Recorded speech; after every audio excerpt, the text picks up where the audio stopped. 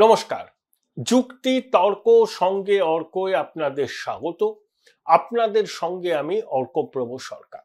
বাংলাদেশ নিয়ে আমি অনেকদিন সেভাবে প্রতিবেদন করিনি, একাধটা করেছি, কারণ বাংলাদেশে যে ঘটনা প্রবাহ চলছে সেটা খুব স্বাভাবিক হয়ে গেছে। নতুনত্ব তো কিছু নেই।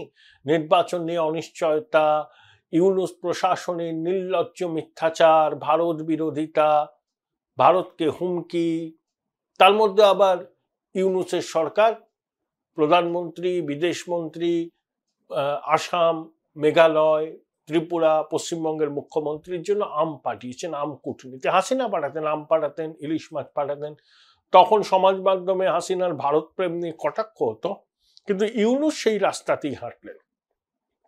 আসলে চীনের সঙ্গে ঘনিষ্ঠতা করেছিলেন, আমেরিকা রুষ্ট হয়েছে, 35% কর চাপিয়ে দিয়েছে। তাহলে বাংলাদেশ যে বস্ত্র আমেরিকায় রপ্তানি করবে কি করে? আর ভারত বলেছে আমরা ট্রান্সশিপমেন্ট করতে দেবো না, আর বাংলাদেশের কাঁচা পাট স্থলবন্দর দিয়ে দেশে আসবে না।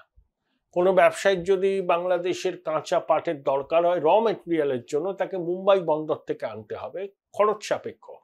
তো ভারতীয় ব্যবসায়ীরা অন্য পন্থা নেবেন এবং বাংলাদেশের পাট রপ্তানিকারকরাও সমস্যায় পড়েছেন।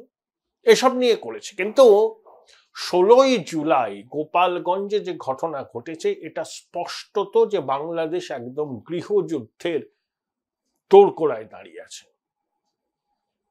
এটা কি আওয়ামী লীগ, ছাত্রলীগ, যুবলীগের প্রতিবাদ?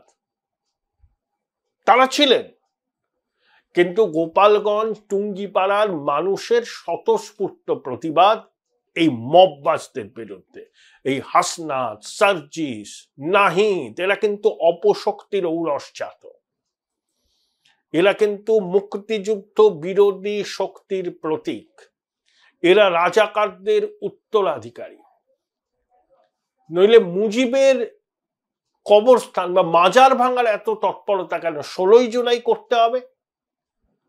আসলে এরা বাংলাদেশ জুড়ে একটা অশান্তি লাগাতে চাইছে। কালকে যেভাবে সেনার ওই ট্যাঙ্কের ভিতর লুকিয়ে সেই বীরপুঙ্গবদের গোপালগঞ্জ ছাড়তে হয়েছে, বোঝা গেছে এই মালগুলোর দম কি। এক একটা হচ্ছে ভীতু কাপুরুষ। পুলিশ এবং সেনার নিরাপত্তায় এদের আস্ফালন। আগামী দিনে বাংলাদেশ জুড়ে এই ঘটনা ঘটবে না তার কোনো গ্যারান্টি নেই। ইতিমধ্যে শেখ হাসিনা 16ই জুলাই মধ্যরাতে বার্তা দিয়েছেন, যার যা কিছু আছে সংগ্রহে বাড়িতে, পথে নামুন। পিপলস ওয়ার, মব, এই যে মব সন্ত্রাসী, তোলাবাজ, গুন্ডা, খুনিদের বিরুদ্ধে মানুষ রাস্তায় নামুক। আমি গোপালগঞ্জ টুঙ্গিপাড়ার ঘটনাকে কখনোই বিচ্ছিন্ন ঘটনা বলে দেখতে রাজি নই। বাংলাদেশের এই মাৎসন্যায়ের বিরুদ্ধে বাংলাদেশের মানুষের ক্ষোভ বাড়ছে এবং সেটা চূড়ান্ত আকার ধারণ করেছে। খোদ ঢাকায় রাজপথে লালচাঁদ বলে এক ব্যবসায়ীকে নৃশংসভাবে কুপিয়ে খুন করেছে দুষ্কৃতীরা, এবং তার মৃতদেহের উপর দাঁড়িয়ে নেচেছে। সেই ভিডিও ভাইরাল হয়েছে। বাংলাদেশের মেয়েরা রাস্তায় বেরোতে ভয় পাচ্ছেন, কারণ আশেপাশে প্রকাশ্য দিবালোকে ঘুরছে ধর্ষণকারীরা। দোকানিরা, ব্যবসায়ীরা আতঙ্কে সিটিয়ে আছেন চাঁদাবাজদের দাপটে। যখন তখন মাঝরাতে বাড়িতে ঢুকে পড়ে বলছে চাঁদা দাও, নইলে পুলিশে অভিযোগ করে তোমাদের গ্রেপ্তার করিয়ে দেব। মগের মুলুক নয়, বাংলাদেশে মবের মুলুক। পুলিশের তো কোনো ক্ষমতা নেই। সেনাবাহিনী নাকি রাষ্ট্রপুঞ্জের পিসকিপিং ফোর্সে যায়। এই সেনা বিক্ষোভকারীদের মাথা লক্ষ্য করে, বুক লক্ষ্য করে গুলি চালিয়েছে। ভলকার তোর কি বলবেন? এদেরকে রাষ্ট্রপুঞ্জের শান্তিরক্ষা বাহিনীতে নিয়ে যাবেন?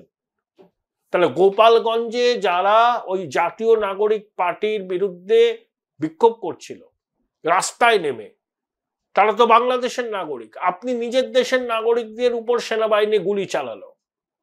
এই সেনাবাহিনী 2024-এর তেসরা আগস্ট বলে দিয়েছিল তৎকালীন প্রধানমন্ত্রী শেখ হাসিনাকে যে আমরা আমাদের দেশের মানুষের বিরুদ্ধে গুলি চালাবো না। তারপরেই 5ই আগস্টের ঘটনা ঘটেছিল এবং সেনাবাহিনী সম্পূর্ণরূপে সরকারের পাশ থেকে সরে গিয়েছিল। তাদের যুক্তি কি ছিল? যে দেশের মানুষ প্রতিবাদ করছেন, আন্দোলন করছেন, রাজপথে নেমেছেন, সেই ছাত্র জনতার উপর সেনাবাহিনী গুলি চালাতে পারবে না। ঠিকই তো, দেশের মানুষের উপর কেন সেনাবাহিনী গুলি চালাবে? তাহলে গোপালগঞ্জে যারা বিক্ষোভ দেখিয়েছে তারা আওয়ামী লীগ হোক, ছাত্রলীগ হোক, যুবলীগ হোক, সাধারণ মানুষ হোক, তারা তো বাংলাদেশের নাগরিক। তাদের বিরুদ্ধে আপনি গুলি চালাচ্ছেন বুক লক্ষ্য করে, মাথা লক্ষ্য করে, এবং আওয়ামী লীগ অভিযোগ করেছে যে একজন রাস্তায় পড়ে আছে গুলি খেয়ে, তার শরীরের উপর সেনাবাহিনী বুট দিয়ে অত্যাচার করেছে।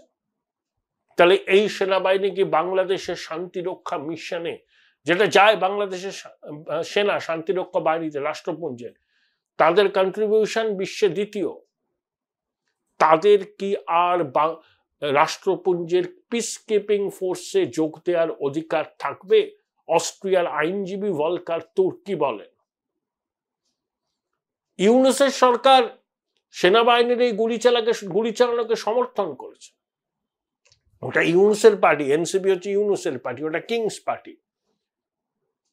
এখন প্রশ্ন হচ্ছে, সেনাবাহিনী গুলি চালিয়েছে, অনেকে আহত হয়েছেন, অনেকে নিহত হয়েছেন, প্রকৃত সংখ্যাটা জানা যাবে। এই যে ছাত্রদের হাতেও কিন্তু অস্ত্র আছে। আসিম মাহমুদ, সাজিব ভুঁইয়া মরক্কো যাওয়ার জন্য টার্কিশ এয়ারলাইন্সে বিমানে অস্ত্র নিয়ে উঠে পড়েছিলেন প্রায়। এই আসিম মাহমুদ, সাজিব ভুঁইয়া বলেছিলেন যে তাদের হাতে অস্ত্রের মজুদ ভান্ডার আছে, সেই অস্ত্র কিন্তু এখনো উদ্ধার হয়নি। এরাই ইউনুসের জনতা, এদের হাতে অস্ত্রের মজুদ ভান্ডার, এরা আস্ফালন করছে, ধরাকে সরাজ্ঞান করছে, এরা বাংলাদেশের রাজা ভাবছে।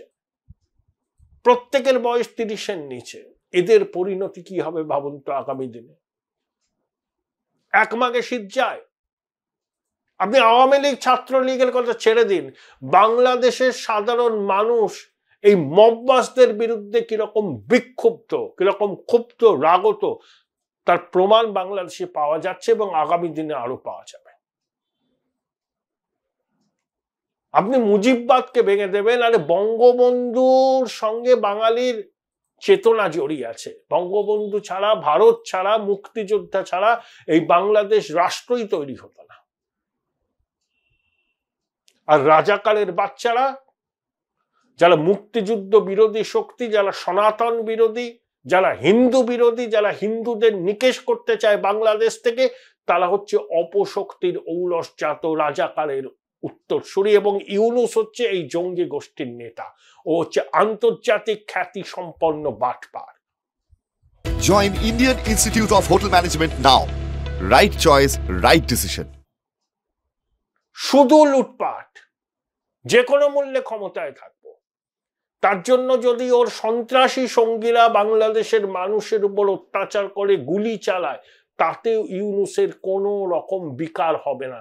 কারণ এই সুদী বৃদ্ধ হচ্ছে বদমাইশ, ভণ্ড, ডাকাত, প্রতারক, এবং উপমহাদেশের পক্ষে এ এক অশুভ শক্তি। ও দেবে নির্বাচন, বিএনপি ভাবছে ও দেবে নির্বাচন। বিএনপি তো চাঁদাবাজির জন্য কুখ্যাত, উপসী ছালপোকরা এখন বেরিয়ে পড়েছে। মির্জা ফখরুল ইসলাম আলমগীরের ভাইকেই বিএনপির লোকজন নিগ্রহ করেছে। ওয়াকার বড় বড় কথা বলে এখন বিজেপির আল হয়ে গেছে। মানে ওয়াকারের কথা এক, কাজ এক, সম্পূর্ণ একটা কি বলবো দ্বিচারিতা প্রতিটি পদক্ষেপ। আপনারা ভাবছেন বাংলাদেশের নির্বাচন হবে, ভারতের সঙ্গে সম্পর্কের সোনালী অধ্যায় হবে, কিছু হবে না। বাংলাদেশে গৃহযুদ্ধ হবে, গৃহযুদ্ধ, রক্তপাত হবে, রক্তপাতের মধ্যে দিয়ে আরো একটা বিপ্লব সংগঠিত হবে, যে বিপ্লবে বাংলাদেশের সাধারণ মানুষ, মুক্তিযোদ্ধাকামী মানুষ, মুক্তিযুদ্ধের চেতনা যারা হৃদয়ে এখনো বহন করেন, তারা পথে নামবেন এই অবৈধ দখলদার সরকারের বিরুদ্ধে। গোপালগঞ্জে সেটার সূচনা হয়েছে। গোপালগঞ্জের প্রতিরোধে শুধু কি আওয়ামী লীগ ছিল নাকি? সাধারণ মানুষও ছিল, বাড়ির মহিলারাও ছিল। অপারেশন ডেভিল করে তো ইউনূসের প্রশাসন আওয়ামী লীগের বহু নেতা কর্মীকে গ্রেপ্তার করেছে। তারপরেও এই প্রতিরোধ যখন হয় তখন বুঝতে হবে এটা আওয়ামী লীগের প্রতিরোধ নয়, এটা বাংলাদেশের মুক্তিযুদ্ধের চেতনা বহনকারী সাধারণ মানুষের প্রতিবাদ এই অবৈধ দখলদার ছাত্রদের বিরুদ্ধে।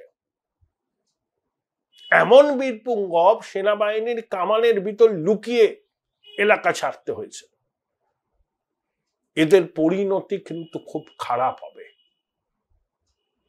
কারণ এরা ভারতীয় উপমহাদেশের নিরাপত্তার পক্ষে বিপজ্জনক শক্তি। এটা বাংলাদেশের আর অভ্যন্তরীণ বিষয় নয়। এরা জঙ্গি, জেহাদি এবং সন্ত্রাসের মদতদাতা এবং নিজেরাও সন্ত্রাসী। এদের পিছনে অপশক্তির মদত আছে এবং সেই মদতকে হাতিয়ার করে এরা কিন্তু এই অবস্থা তৈরি করছে এবং সমগ্র ভারতীয় উপমহাদেশের পক্ষে এরা বিপজ্জনক শক্তি। বাংলাদেশের মানুষ এখন হারে হারে টের পাচ্ছেন যে শেখ হাসিনা বিরোধী অভ্যুত্থান করে আপনারা যাদেরকে মসনদে বসিয়েছিলেন তারা হচ্ছে সন্ত্রাসী, ডাকাত, মববাজ। আর ইউনূস এই দুষ্কৃতীদের ফান্ডা, পালের কোদা, নাটের গুরু। এই হচ্ছে আসল অভ্যুত্থানের মাস্টার মাইন্ড। দীর্ঘদিন বিদেশে থেকে মেটিকুলাস ডিজাইন করেছিল কিভাবে 2024-এর জুলাই অগাস্টের গণ অভ্যুত্থানকে সংগঠিত করা যায়। ক্ষমতালোভী এই বৃদ্ধ বাংলাদেশকে এখন সন্ত্রাসের দেশে পরিণত করেছে।